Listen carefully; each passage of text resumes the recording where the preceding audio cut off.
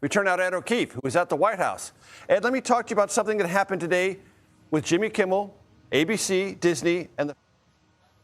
Catch us up. Major, a day after the president called on ABC to fire its late-night host Jimmy Kimmel, the Federal Communications Commission announced that it is going to start reviewing 8 broadcasting licenses that are owned or managed by Disney.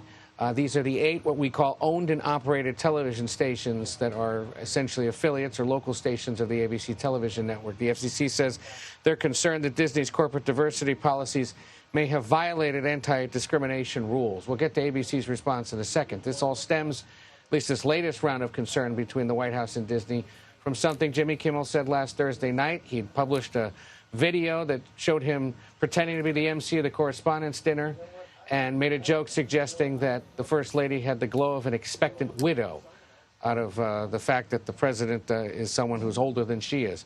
In the wake of what happened Saturday night at the correspondents' dinner, the First Lady said enough is enough. The president joined her in that yesterday, saying that he should be fired. Kimmel responded late last night. It was a very light roast joke about the fact that he's almost 80 and she's younger than I am. It was not, by any stretch of the definition, a call to assassination, and they know that. I've been very vocal for many years speaking out against gun violence. Disney points out that these licenses weren't up for review, because they are up for review every few years before the FCC, until 2028 at the earliest. In fact, between the years 2028 and 2031. So they're starting this process at least 2 years earlier than expected for a handful of the stations. And it says in a statement, ABC and its stations have a long record of operating in full compliance with FCC rules and serving their local communities with trusted news, emergency information, and public interest programming.